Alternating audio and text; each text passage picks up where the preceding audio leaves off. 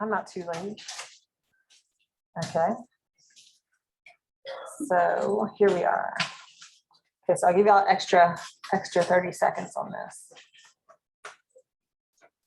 Okay. So you have 22 grams of carbs, 7 grams of fat, and 5 grams of protein. How many calories are present from carbohydrates?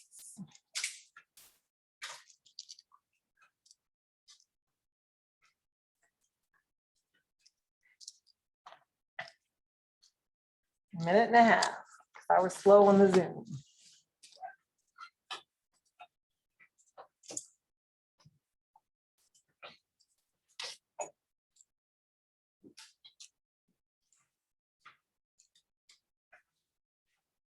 I want to bring my chat up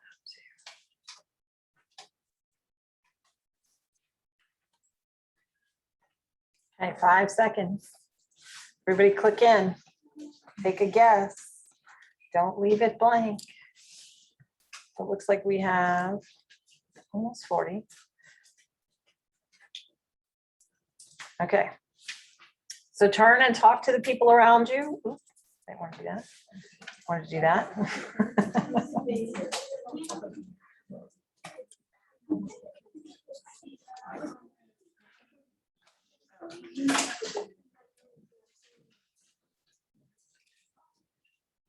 I'll give y'all 30 seconds to chit chat it out.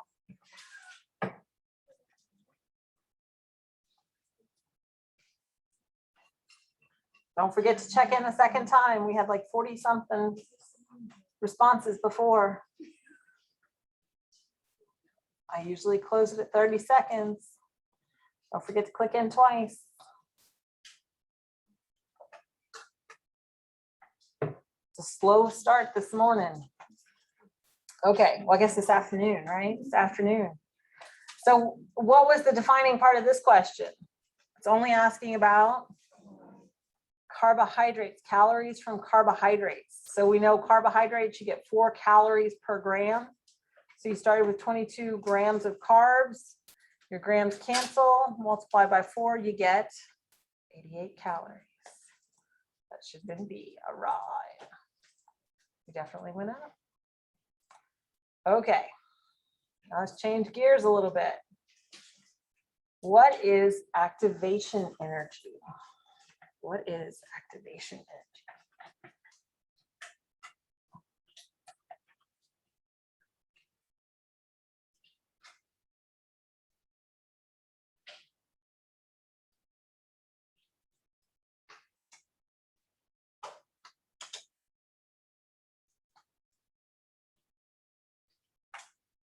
Give me 1 minute.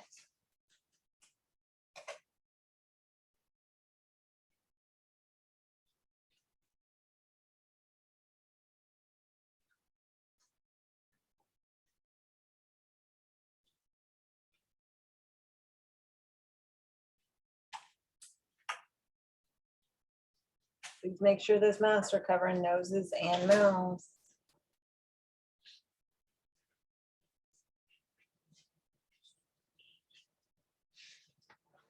Okay, good, we're over 40.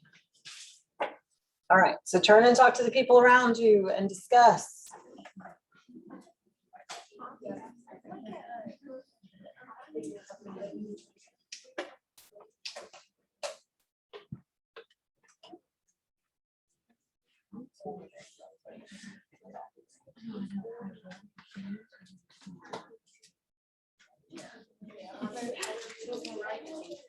Okay, 30 seconds. Make sure you click in again. Make sure you click in again.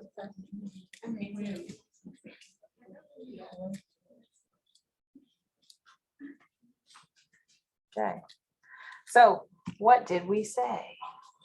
I didn't say that one. Okay, question 3. Oh, so we were quite, so it is D. It is D. So when you're looking at these questions, that's one, it's like a test taking skill, right?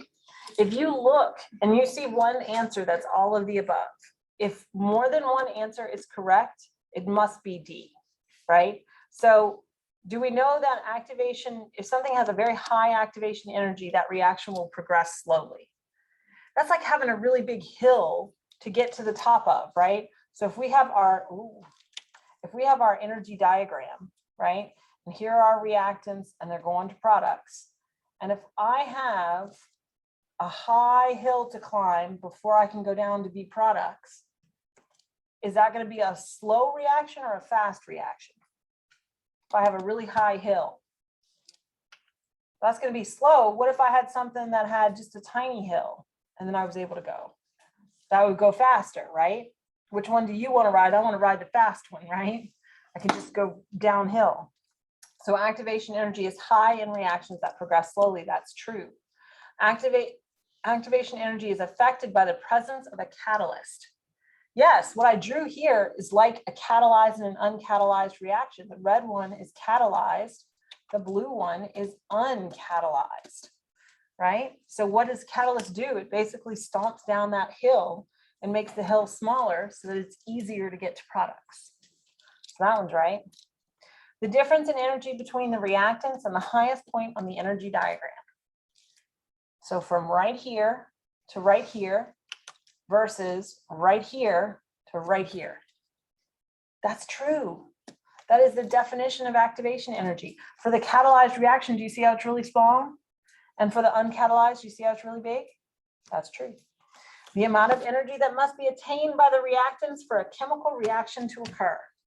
If you never get enough energy, you're never going to turn into products. And that's the definition of the activation energy.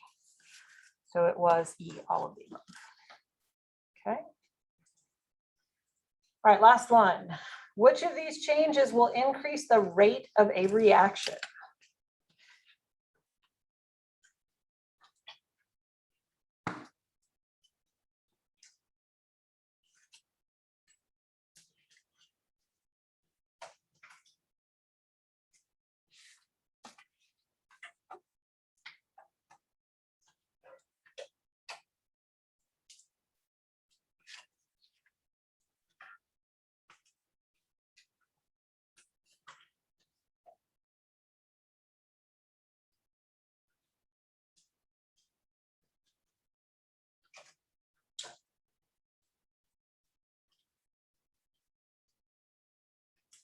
Okay, got about 15 seconds.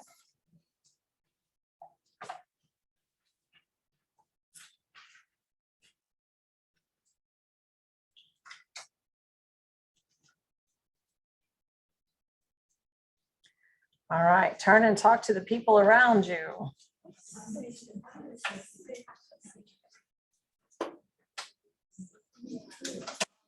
Make sure you click back in again.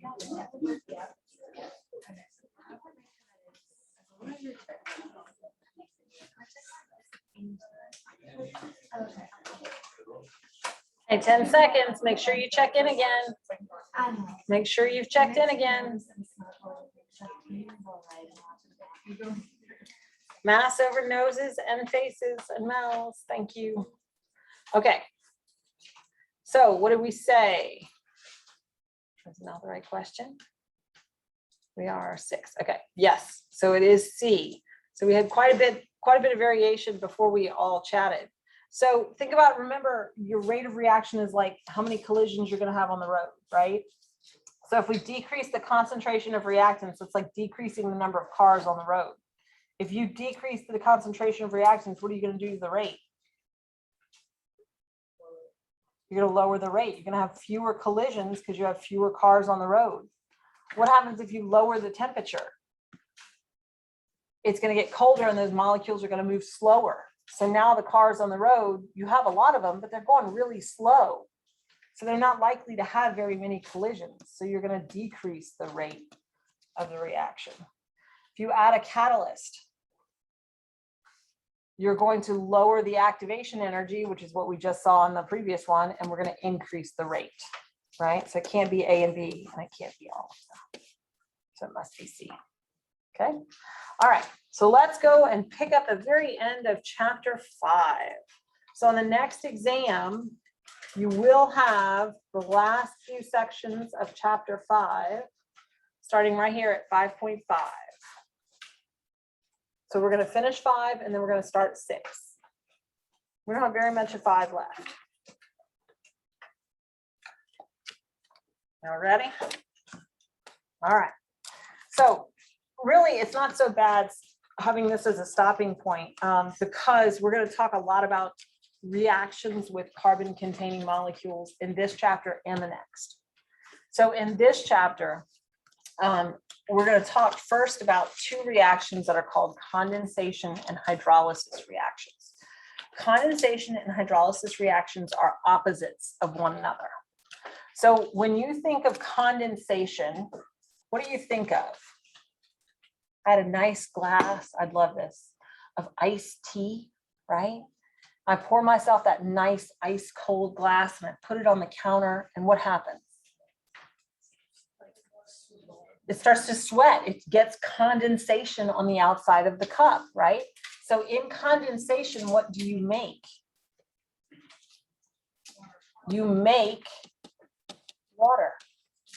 That's a product. In hydrolysis, what is hydro?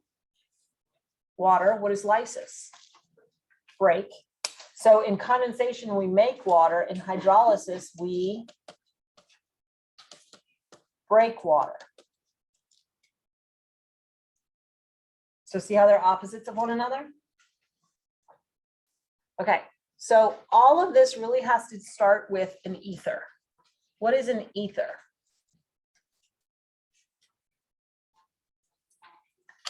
An oxygen that's bonded to 2 R's, right? This is an example of an ether. If you take an ether and you use water to break up the ether, so we're going to say plus water, right? So we're going to break the water, we're going to break the ether, we're going to make 2 products that are exactly the same. And I'm going to show you how that happens. But in a condensation, we're doing the complete opposite. So what we did in 5.31, we're going to do the opposite in 5.36. So we're going to do a condensation reaction. So start with your products. So I have something that's R and I have an OH, right? And I'm going to add to that something else that is an R and it has an OH. Do they both contain alcohols? Yes. Does it matter if I write it as OH or HO? No, it's just rotating it in 3 dimensions. So you have to recognize that both of those molecules are R groups with a hydroxyl attached, right? And alcohol, a hydroxyl is the same thing. Okay, now, this is a condensation. So if I do this, one of my products is going to be water. So I'm going to do that. I'm going to make my water product. Now, I'm going to put in parentheses H2O down here because I know that's what I need to make.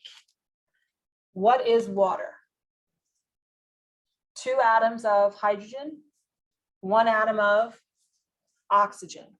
So if I take these 2 atoms here, I have 1 oxygen and only 1 hydrogen. What do I need to make water?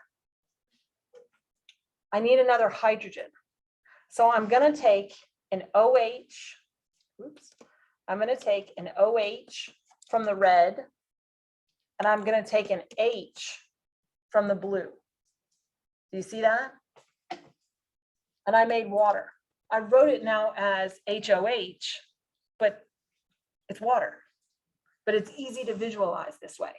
What do I have left? I have an R here, and what else? An oxygen and an R. So in a condensation reaction, you're going to combine these things. Do you see how we combined these to make water? We'll use what's left and make another product. So I'm going to use what's left. I have a red R, and I'm going to bond that red R to my blue oxygen, which is bound already to my blue R. Do you see how we made that? So what is my product? my product is an ether. Because what is an ether? An oxygen with two R groups bound to it, right? So when you're looking for condensation and hydrolysis reactions, if the ether is in the product, it's a condensation. If the ether is in the reactant, it's a hydrolysis, right? So we made water in a condensation reaction. If you look up above, we hydrolyzed the water. We broke it apart. We took one hydrogen and gave it to the RO, and we took the hydroxyl and gave it to the R. So it's just the opposite. So if hydrolysis is decomposition, what is condensation? Synthesis. Because we are making an ether. Okay, we good on that? All right, now we're going to have to practice it. All right. So if I say, draw the products that form the ester hydrolysis reaction shown,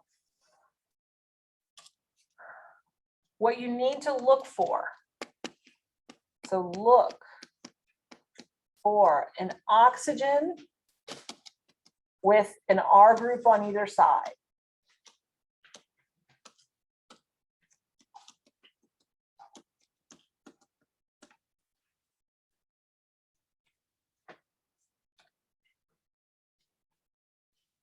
Yeah, so that's the first thing I'm going to do. I'm going to look at my molecule.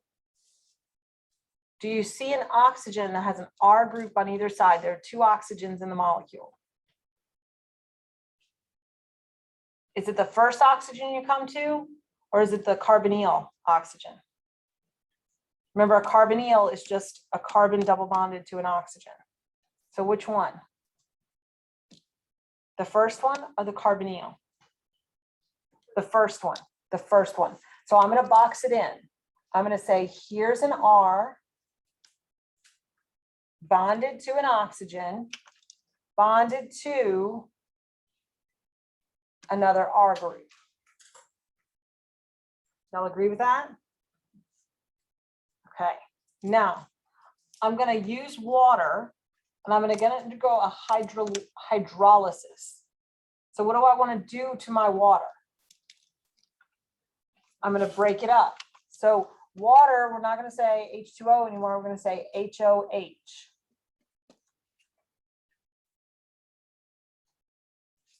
Right? So if I want to draw my products, what I'm going to do is I'm going to take the first R, the blue R, and I'm going to write it. Now, it doesn't matter which R group you give the oxygen that's there. It does not make a difference. So I just like to do it right away.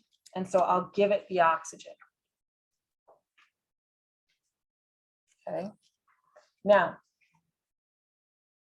I have to give whichever one kept the oxygen, whichever R group kept the oxygen, they each need to end up with a hydroxyl. So what do I give this R group? A hydrogen or hydroxyl? If I give it a hydroxyl, I'm going to end up like that. It's not what I want. What do I want to give it? Just a single, oops. Hello. Just a single hydrogen. So now I have an ROH, right? And I need to make another product that is another ROH. So how do I draw that next product?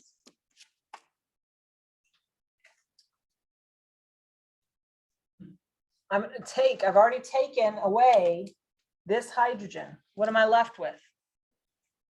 A hydroxyl. So I'm going to give the hydroxyl from water to the red R group.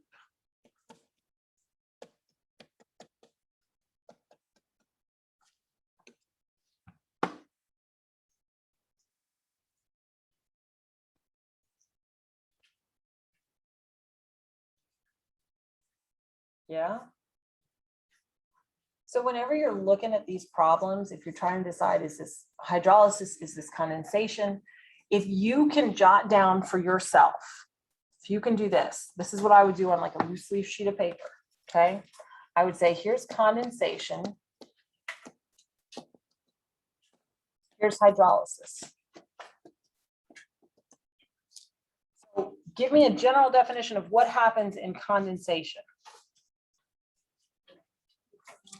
We're going to make water when we combine two molecules with hydroxyls. Can we do a general formula that would make that work? What are we going to start with? Two molecules that have hydroxyls, right? So ROH plus HOR. And we're going to make water. So we're going to make HOH plus what? The HOH came from an OH here and an H here. So what's left? The R, the O, and the other R. So like if you can summarize what it is for yourself in your own words, that would probably really help you. So how about hydrolysis? We're going to break water when we what?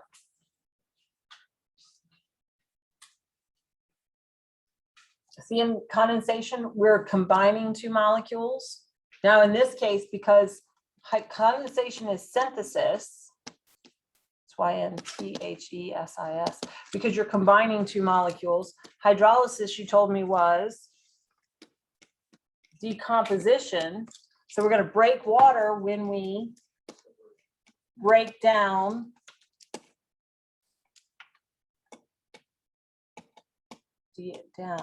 one molecule, usually an ROR, into two. So this would be our ROH plus HOR.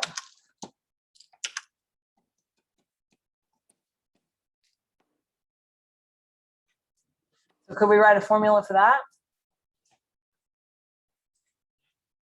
What's it going to be? Your condensation in reverse, right?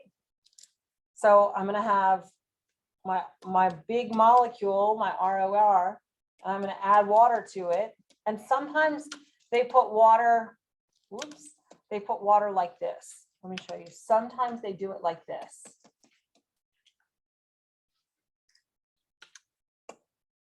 But it doesn't really matter. Okay, so we're going to add water to it. And we're going to make what?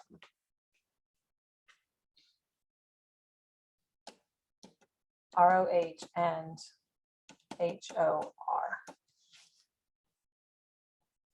So make yourself these summaries. It'll really help. It will really help. All right, so let's try another one. Oh no, that was the only one. Is that the only one? Did I scroll down all the way? Yeah, I guess so. Okay. All right, so then there are two more types of reactions that we're going to see in this chapter. And both of these reactions have to do with alkenes. Have we talked about alkenes yet today? No, how do you know? I didn't see any carbon-carbon double bonds, did you? No, right? So an alkene refers to a carbon-carbon double bond. So there are two different kinds of reactions that can happen to molecules that have carbon-carbon double bonds. And you got to think about it in the terms that you're going to add something to each of those carbons. And when you add something to each of those carbons, you're going to lose the double bond. So companies do this when they have unsaturated fats, right? Fats that have cis fats. Remember this from like a week ago? Yeah. So there are fats in the fatty acid tail that have those double bonds in them, right? Now, substances that have those kinds of double bonds don't have a really long shelf life. So what they do is they go through a process called hydrogenation. What is hydrogen? What does that sound like? Hydrogen. So all they do in hydrogenation is add H2. So you're adding hydrogens. So you take the carbon-carbon double bond and you're going to add a hydrogen. This is in hydrogenation. Add hydrogen to each carbon and lose the double bond. So then what does that turn you into? A saturated hydrocarbon, right? You no more carbon-carbon double bonds. And so that's what happens when food processors will convert a cis fatty acid into a saturated fatty acid. But a lot of times in the lab, that process is incomplete. And so you have hydrogens being added, but some of them will pop off and you'll regain those double bonds, but you regain the double bonds now in the trans configuration. And that's where trans fats come from. So you see on the labels where it says partially hydrogenated, this is what they are doing. This is the exact chemical reaction that they are doing. Didn't you want to know that? You wanted to know that? I know, but you do. Okay, so let's try some. Okay, so we're going to write the products for the following hydrogenation reactions. So the first step, what do? Find your carbon-carbon double bond, right? So I'm going to call this the blue carbon and the red carbon, okay? What I'm going to do to each of the carbons that are participating in the double bond is I'm going to give them a hydrogen. If I give them a hydrogen, what happens? How many bonds are now associated with each carbon? That'd be 5 bonds, 2 in the double, and then 3 additional. Is carbon happy with 5 bonds? No, absolutely not. Carbon wants how many? 4. So where's it going to lose 1? At the double bond. So turn that single bond into a double bond. You've just drawn your product. How nice is that? You could redraw it. Do you want to redraw it? All you do is take your carbons, your blue carbon and your red carbon, give it a single bond instead of a double bond, and then draw what's there. You have a hydrogen, and then this is the R group, so that's CH2, CH2, CH2, and then coming off of the red carbon, CH2, CH2, CH3, a hydrogen, and a hydrogen. The same thing. Yeah? So just give each carbon a hydrogen and take away the double bond. Look at B. What kind of a structure is that? That's a skeletal structure. So do we actually have to draw hydrogens when we draw this product? No, basically all we're going to do is what? Remove the double bond. Now, yeah, I only have to be careful about this one thing. Do you see how instead of it being up, down, up, down, up, down, up, down, when you got to the double bond, how do they draw it? Straight. So when you have a double bond, depending on if it's cis or trans, it will change that. So when we go back to drawing it as single carbon-carbon bonds, you need to stick with that up, down, up, down, up, down. Okay. So what I like to do, y'all know what I like to do. What do I like to do? I love to count my carbons, right? 1, 2, 3, 5, 6, 7, 8. And it really doesn't matter which way you number it today because we're not naming it, right? I just want to do this so I know how many carbons to put in my chain. So I'm going to go 1, 2, 3, 4, 5. Now I'm at the carbon that's participating in the double bond. Do I go straight across? No, I'm going to go up to 6. This is 6, down to 7, up to 8. So there's my 5 and 6, right? That are participating in the double bond.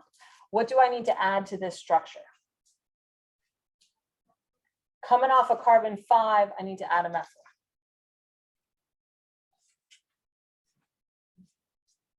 Not too bad, right? If you count those carbons, favorite thing. That and calculator, please. All right, the next one. How easy is this one going to be? Still skeletal. We don't have to show the hydrogens.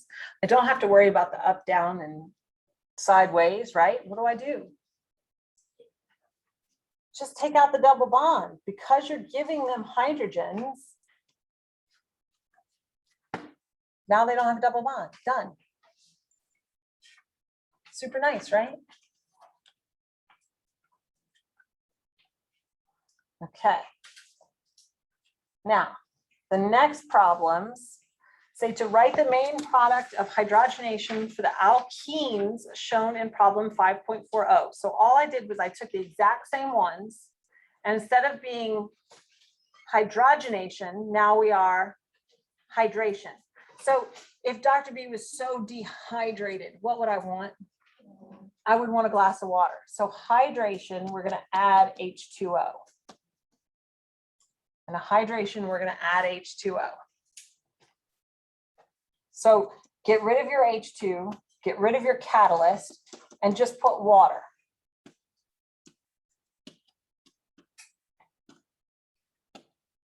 So what did we do before when we added water? One molecule got what? An H. Another molecule got an OH. Now we don't have one molecule and another molecule. All we have are carbons inside of double bonds.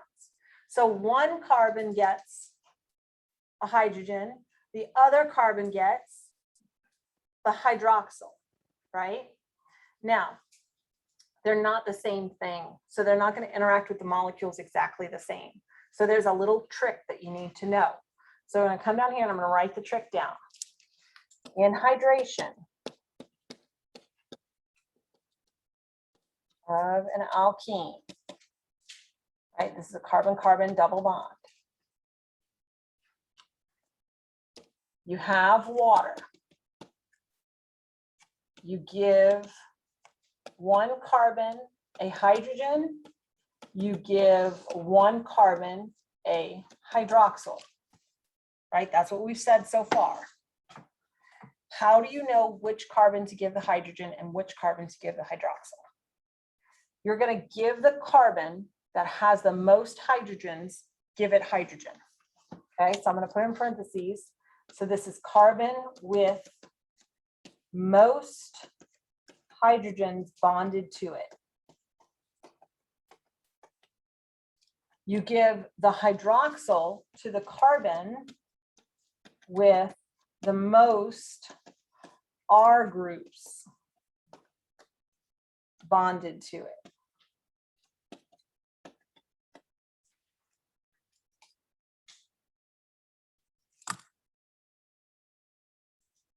So hydrogen wants to stay with hydrogen. If you remember that, you get it right. Okay, can I go on? Can I go back up?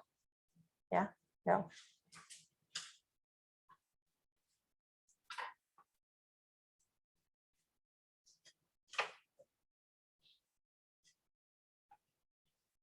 So sometimes if you're struggling with what to do with a problem, this is what I would suggest doing, right? If I have a hydration problem, what am I going to do? Give yourself an attack plan, right? Then you have a set of instructions to go back to when you get to a problem, instead of just sitting there staring at a problem, right? Who's been there? I've been there. I know, I was a student once. I remember.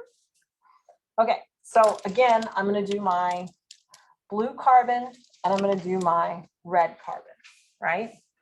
Okay, so one of these carbons is going to get a hydrogen. One of these carbons is going to get a hydroxyl. So what I need to do is look at each of them and see how many hydrogens are attached to the carbon. So look at the blue carbon. How many hydrogens are attached? Physically attached, only one. I only have one hydrogen. So my blue carbon has one hydrogen. Okay, how about my red carbon? How many hydrogens? Only one. So does it matter in this case which carbon gets what? Does not make a difference. So let's draw our product, and I'm going to do it the easy way, right? I'm going to turn this double bond into a single bond. I'm going to give one of the carbons a hydrogen. I'm going to give one of the carbons a hydroxyl. Done. Nice, right? Okay, good. Look at the next one. I'm going to do the same thing. I'm going to have a blue carbon and I'm going to have a red carbon. Tell me about my blue carbon.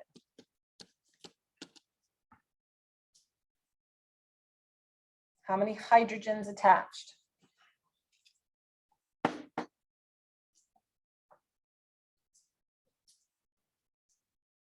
It is not 1. 0. There are no hydrogens. Because if you look at that blue dot, how many lines are radiating out from that blue dot? A double bond, which is 2, and then 2 single bonds, which is 4. What is carbon happy with? 4. So do you have any hydrogens attached? No. Do you remember how I drilled y'all on this and did all kinds of clicker questions on this? How many hydrogens are attached to this carbon? Remember that? Okay, that's why it's so important. A red carbon. How many hydrogens are attached? 1. Because it has 3 lines radiating from it. A double bond, which is 2, and then a single bond. So that's 3. Okay. So give the hydrogen from water. Remember, we're adding water to this. So we have a hydrogen and a hydroxyl to distribute. So give the hydrogen to the carbon with the most amount of hydrogens. Who gets the hydrogen? The red one. The red one gets the hydrogen. So do I write anything? No, because it's a skeletal diagram, right? So then what do I draw for the blue one? We need a hydroxyl. So I'm going to redraw this because I have to do it with the up-down thing, right? So number your carbons, 1, 2, 3, 4, 5, 6, 7, 8.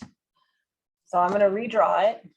1, 2, 3, 4, 5. 5 is the one that has the hydroxyl and it has a methyl and it's bonded to carbon number 6, carbon number 7, carbon number 8.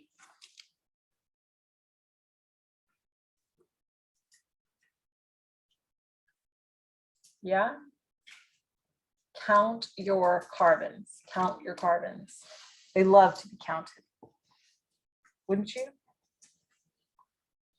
All right, C. What do I do for C?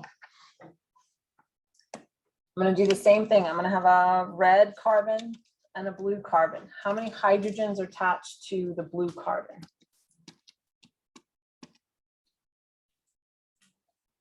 One hydrogen. How many are attached to the red? Does it matter which one I put where? No. So I'm going to draw, I'm going to draw my ring. Oh, not that kind of ring. The house ring. Come on. I'm terrible at rings. Okay, so I'm going to give one the hydroxide and one the hydrogen. Do I draw the hydrogen? No. All I have to do is draw a hydroxyl. So I could have put the hydroxyl in the other one, but it doesn't matter. Doesn't matter. Yeah? That is the end. That is the end of chapter 5, right? So if we did a hydration, before we move on to the next one, can we write a definition for hydrogenation? Like if we wrote this definition for hydration, can we write a definition for hydrogenation?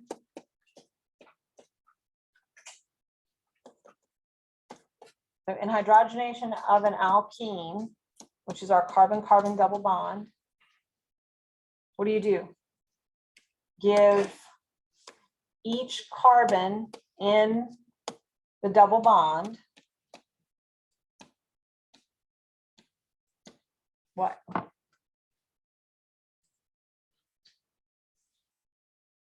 A hydrogen.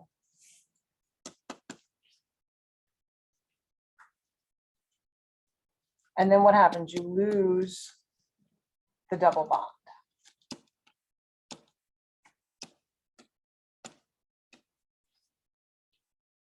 Sometimes it's nice having that in words.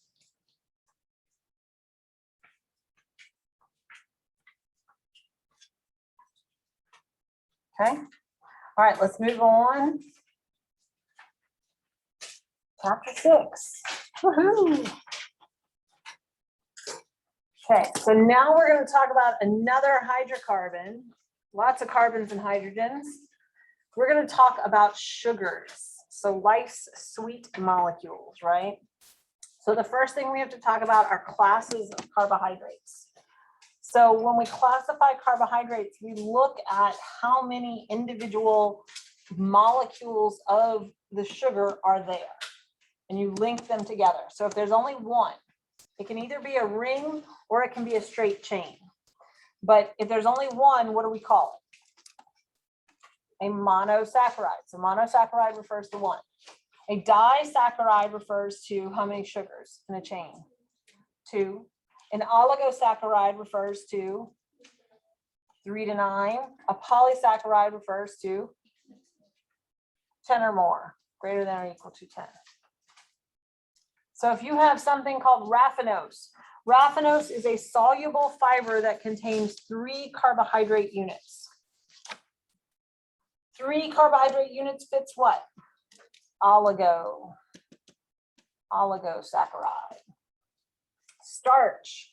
So you know how like plants make sugar with sunlight? What do they eat at night? Can't eat sunlight at night. What do they eat?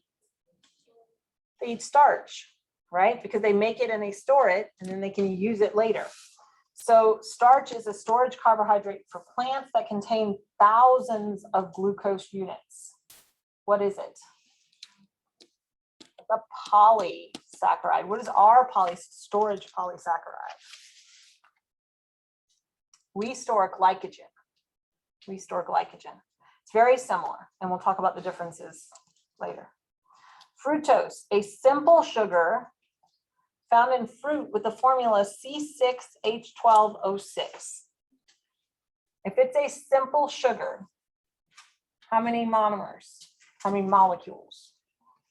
Only one. A simple sugar is going to be only one. So if it's one, we call that monosaccharide. Okay. So the next thing when we talk about sugars, right? We're talking about things that mostly plants make. So when we talk about that, we also talk about fibers, and we talk about fibers being either soluble or insoluble. So this is one of those things you're going to have to kind of go in and memorize. Unfortunately, it is which ones are soluble and which ones are insoluble. But when we eat soluble versus insoluble fibers, they have different effects on our bodies.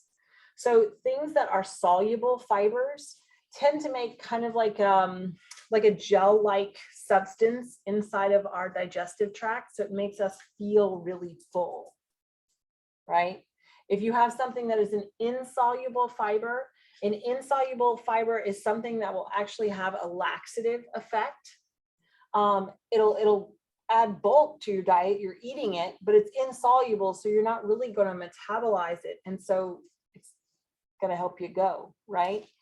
So if we look at some of these, oatmeal, right? If you want to feel full for a long time, eat some oatmeal, right? And oatmeal is, what do you think, soluble or insoluble? Soluble. You kind of think about it that way. Brown rice. You know, there's a big, urge, a push to eat more brown rice versus white rice because we don't digest as much of the brown rice. It's very, guess what? Insoluble. It's very insoluble. We don't metabolize it very much. So it's insoluble. Celery. Insoluble. We cannot process that very well at all. all plant stalks are insoluble, if you're ever wondering. And our other soluble fibers, like oatmeal and like legumes, beans, right? All of those insoluble fibers are also really good because they actually prevent you from taking cholesterol up from the other things that you eat in your diet. And so it reduces your cholesterol level because it's an insoluble fiber. So it's actually helping you to prevent taking up more cholesterol than what you need, which is kind of cool, right? That's why all those cereals can say lowers your cholesterol. Okay, so when we talk about sugars, sugars are always going to have an alcohol on them. So remember when you were learning your functional groups, do you remember this? And you had to know if it was a primary, a secondary, or a tertiary alcohol. Remember this? So you have to do the same thing. Is it on the same page or the next page? I don't remember. Next page. Okay. So when we do this, we're going to find our alcohol. Let's give ourselves some steps. In order to identify if it's a primary, secondary, tertiary, you're going to find the alcohol. What's an alcohol? OH. Okay. Locate. Do I then find out how many things are attached to the alcohol? Find the carbon, locate the carbon attached to the alcohol. So like here, I have my alcohol and I find my carbon that's attached to my alcohol. So you see that? That's the dot. I found my carbon that's attached to the alcohol. Now count the number of R groups attached to the carbon. Okay, so look at this one and tell me how many R groups are attached to the carbon. I have R1, R2, R3. See how that carbon has 3 other R groups bound to it? So what do we call this carbon? Tertiary.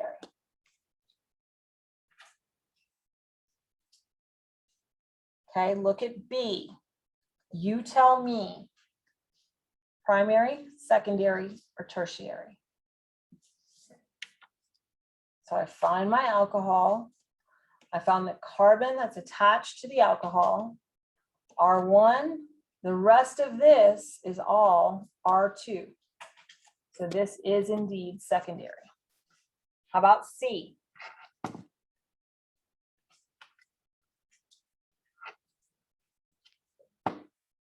This is a primary. I find my alcohol. I identify the carbon that's attached to the alcohol. And I look and see what else is attached to that carbon. There's only one bond. So this whole thing is the only R group that's there, and there's only one. So that's a primary. How about in D? I find my hydroxyl, locate the carbon attached to it. This is R1. This is R2. So I have a secondary. Not too bad, right? Okay.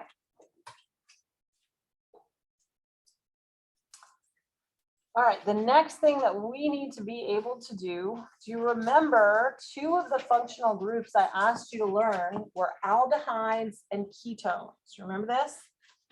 Okay, I've drawn for you both an aldehyde and a ketone. You should draw it. You should draw it.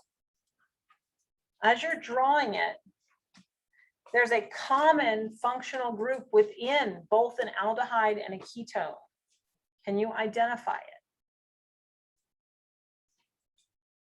It's a carbon bound, double bonded to a oxygen. And what do we call that? So both have a carbonyl group. which is a carbon double bonded to an oxygen. So do you see it in there? You see your carbon double bonded to an oxygen, carbon double bonded to an oxygen. Okay, now look and see what's attached to your carbonyl group. In an aldehyde, how many R groups are attached to the carbonyl? One, all alone. That poor, lonely R group in an aldehyde, all alone in an aldehyde. Now look at the ketone. How many groups are attached to the carbonyl carbon in a ketone? 2. How many different things do you need for a key to work? 2, a lock and a key. So a ketone has 2 R groups. An aldehyde has 1 R group. So aldehyde is 1 R group. Ketone is 2 R groups.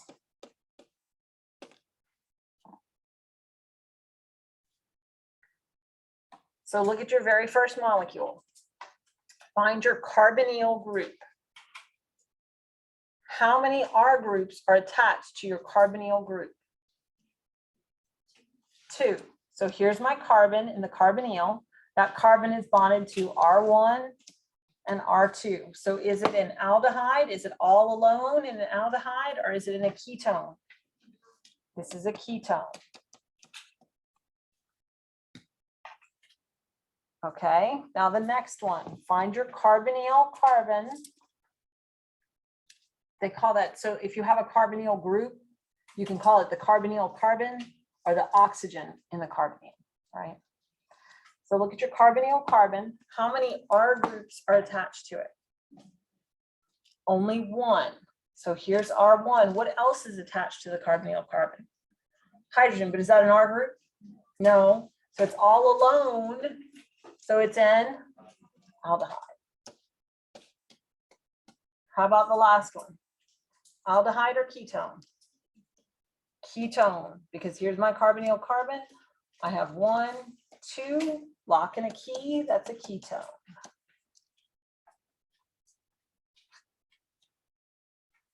Okay. All right, so now we're going to start looking at sugars. Well, guess what is a common functional group in sugars? Ketones and aldehydes. Imagine that, right? Imagine that. So there are 2 different ways to draw sugars. You can either draw them as a straight chain, or you can draw them in the cyclic form. So basically what you're looking at right now on the screen is the straight form. So it's just a chain. Now later we'll talk about turning that chain into basically a circle and how that works. But for now, we're just going to look at them as a straight chain because it's a little bit easier, and we call these Fischer diagrams. When they're in that straight chain, we call them Fischer diagrams. I want to ask you something before we answer this question. Why are some of the C's there, but not all of them? Do you see that? It's like a combination, a weird combination between a structural formula and a skeletal diagram. What is up with that? You notice that? How many carbons are in A? If I count 1, 2, 3, is that right? No. How many more carbons do I have? Everywhere where you see that plus sign is a carbon. So that's 3, 4, 5, 6. Why are carbons 3, 4, and 5 drawn differently than 1, 2, and 6? They are chiral carbons. So 3, 4, and 5 are chiral carbons. So chiral carbons are drawn as a plus sign. So it's really, really easy to look at this molecule. And if I ask you how many chiral carbons are in molecule A? How many? 3. How many in molecule B? How many in molecule C? Be careful. Do you see a plus sign anywhere? How many chiral carbons then? 0. Be very careful with that, okay? So unless it's a plus sign, it is not chiral. So why is carbon 1 not chiral in A? Bonded to 2 hydrogens, not chiral.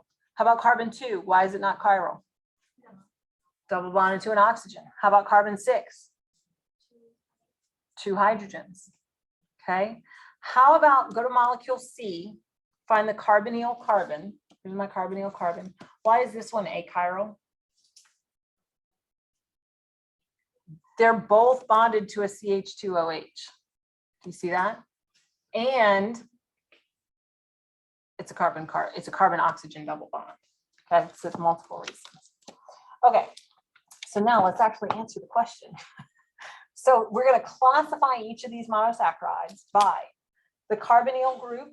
The carbonyl group is either going to be a what? Ketone or an aldehyde. The number of carbons it has, right? That's the prefix.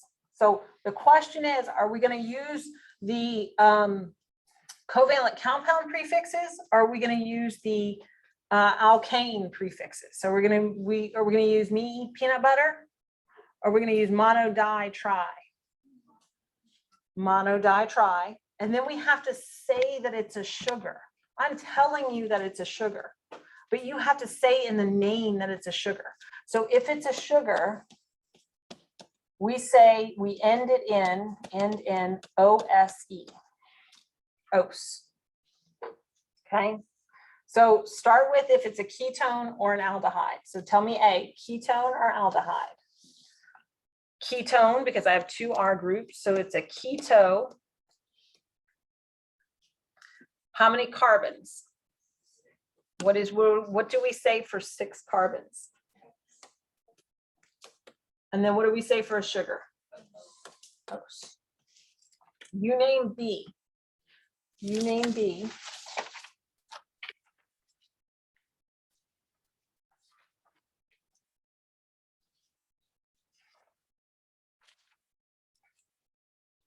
What should be B? Aldo, because it's an aldehyde, you have a H instead of an R group. So that's aldo. And I'm going to go 1, 2, 3, 4, 5. So that's pent. And then it's a sugar. So ose.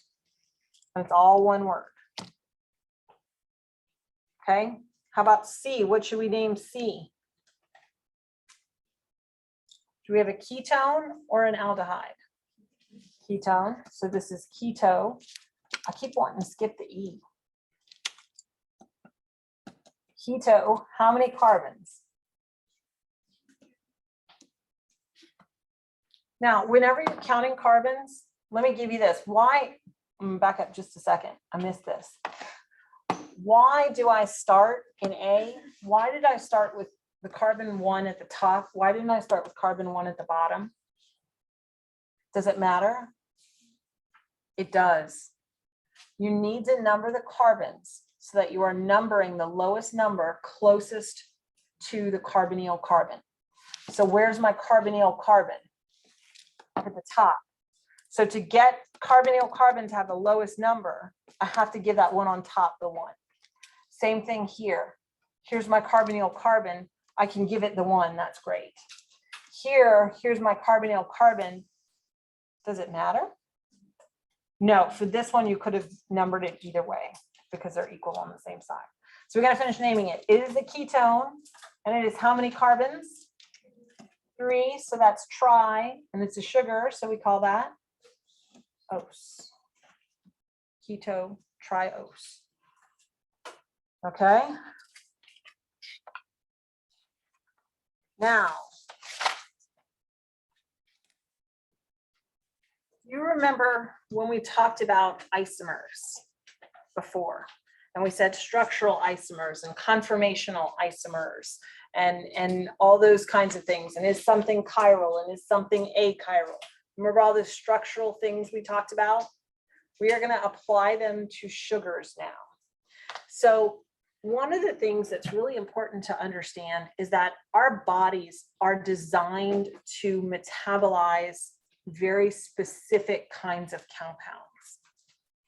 So we really can only metabolize compounds that are in one particular configuration.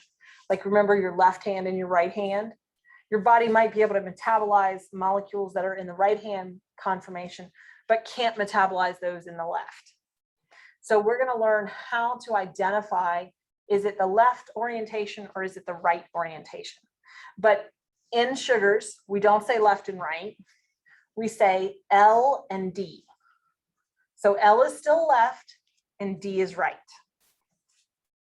Okay. So in order to know this, if it is the D or the L isomer, if I could scroll, okay, in order to know if it's the D or the L isomer, what you're going to look for, you're going to go to the chiral carbon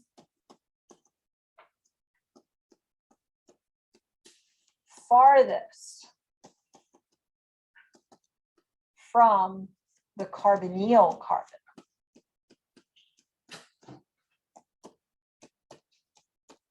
So this is one of the reasons why it was really important to learn what those terms meant earlier, like because you now know what chiral means and you already know what carbonyl means. This sentence actually makes sense to you instead of just sounding like gibberish, right? Hopefully. Okay, so if I look at A, look at the very first one. I guess I didn't letter this A, but look at A. Where's your carbonyl carbon? That's at the top. That's carbon 1 is your carbonyl carbon. If I want to go to the carbon that is chiral, but is farthest away, which carbon am I going to do? Carbon 4. So I'm going to look at carbon 4. Now, in carbon 4, I need to look at my hydroxyl. So here's my next instruction. So this step number 1 was to go to the chiral carbon farthest from the carbonyl carbon. Step number 2, if the OH is on the left, it is an L isomer. I'm sorry, I have to draw it at an angle. If OH is on the right, what do you think we call it? D isomer. Okay, so look at A. I found my chiral carbon farthest from my carbonyl carbon. Here's my hydroxyl. Is it on the left or the right? It's on the right.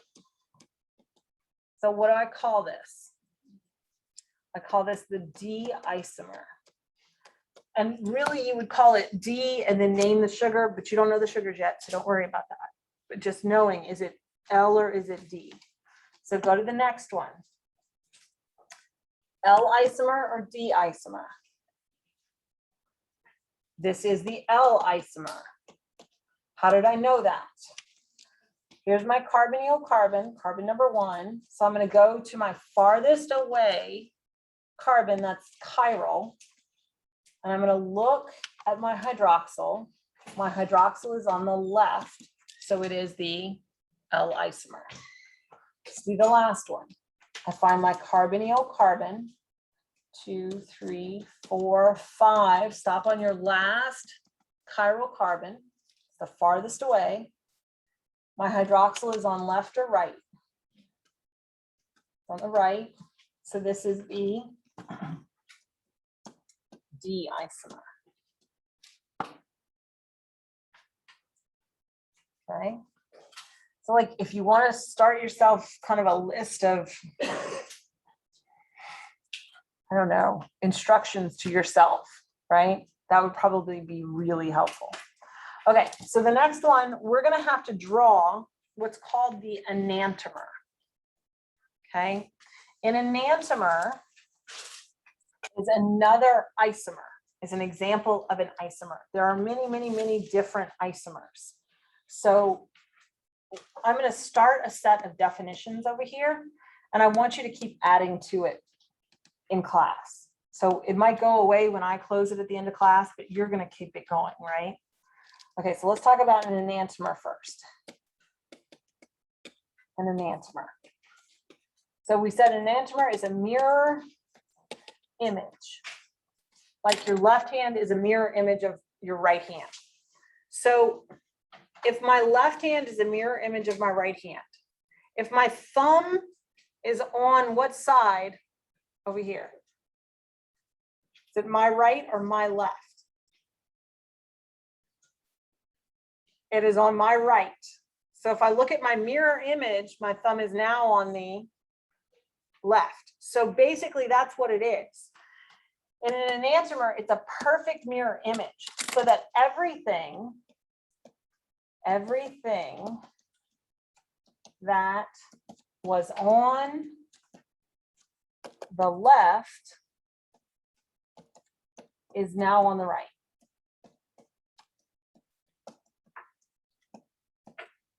You're going to be doing that with your thumbs later. I know you are. Okay, so you can't just swap that one chiral carbon and say, okay, well, it was on the right, now I'm going to flip it to the left. No, that's not an enantiomer. An enantiomer is a perfect mirror image. So let's go and do one that is a perfect mirror image. And I think we have to go another page. Yeah. Okay, so 6.14. We're going to draw a perfect mirror image, an enantiomer of the following. So this is D-fructose. Do we agree that it's a D isomer? Yes, because if we look at the farthest chiral carbon, we can see the hydroxide is on the right. Okay, so my suggestions for you when you're drawing enantiomers is to draw everything except things that are attached to the chiral carbons. Because if it's not attached to a chiral carbon, it doesn't matter if it's on the left or the right. It doesn't make a difference. So draw everything that is not attached. So we're going to draw our first carbon. This is C1. It's attached to our carbonyl carbon. And now we have all these chiral carbons. Finally end up with a CH2OH. Right? So now I'm going to add in my chiral carbons.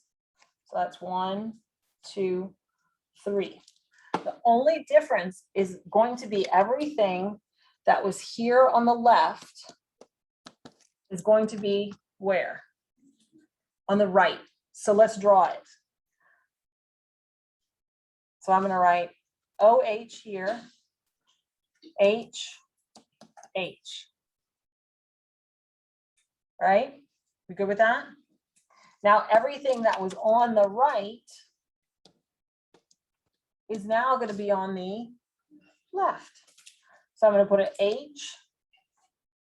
Can I do this? OH. Why can't I do this? You're right. I have to swap it. The hydrogen can only make how many bonds? Only one. What am I showing by writing it like this? We're showing that the hydrogen is bonded to the oxygen and to a carbon. That ain't never going to fly, right? So now we have to convert it to HO. Okay, so what goes at the bottom? HO. So now, if I'm going to name this new molecule that I drew, what do I call it? I call this L-fructose, F-R-U-C-T-O-S-E. Even when the word is right there, I'm going to misspell it. F-R-U. Okay, not too bad, right? Okay, so let's try this one. We have D-sorbose. So draw everything that is not attached to a chiral carbon. So we're going to go CH2OH, attached to my carbonyl. All of these, and that went a little bit far. CH2OH, and I have 1, 2, 3 chiral carbons. So everything that was here on the left, I'm going to put over here on the right. So I'm going to call it H, OH, H, and then everything that was here on the right, I'm going to put here on the left. OH, H, OH. Now, what do I name it? I'm going to name it L-sorbose.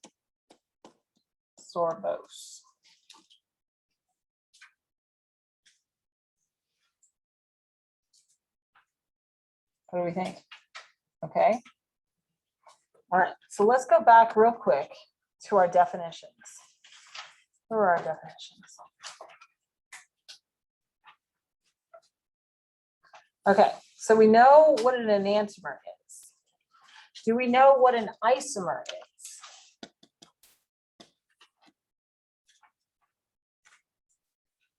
What are the two options for an isomer? Can be L or D.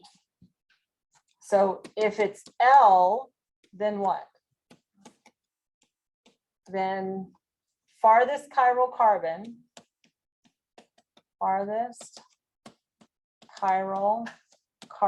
has OH on what? Left.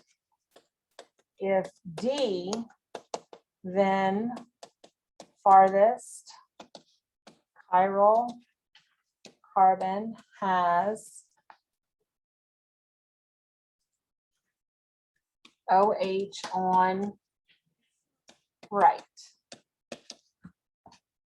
Okay. So enantiomers will have two isomers, right? An enantiomer can either be an L or a D. I'm telling you that this is a new vocabulary and you need to practice using the vocabulary, because if I use it in a question and you don't know what I'm asking, it's going to be hard for you to give the answer. So the more you practice saying these words in the right context, the better off you're going to be. Okay. All right. Now I want to introduce a new term to you. The new term is epimer.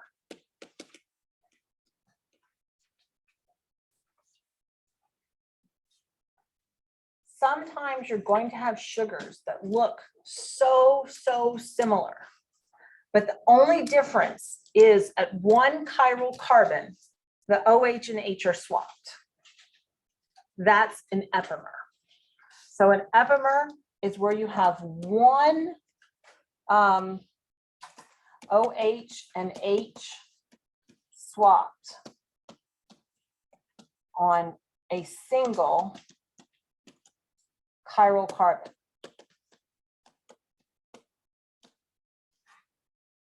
And let me show you what that looks like. So if I come up here, I'm going to erase my stuff on here. And I say, I want to make the epimer, I want to make the C2 epimer of this molecule right here, this first molecule. I find C2, and what would I do? Swap them. Put an OH and an H. That's a C2 epimer. Is it an enantiomer? No, an enantiomer is a perfect mirror image. An epimer is only at one carbon. Okay, so let's see. Did we write it completely?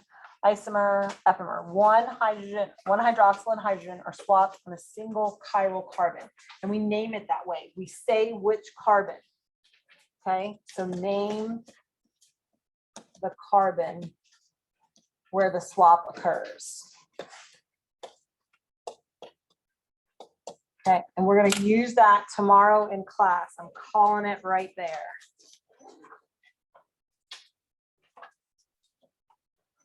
And we'll have one more definition to add. So when we come in, I'm not going to have all these definitions. I'm just going to add to it. Okay, because I'm closing it right now. All right, y'all have a great afternoon. Anybody on Zoom need anything? And I'll have your exams for you next time.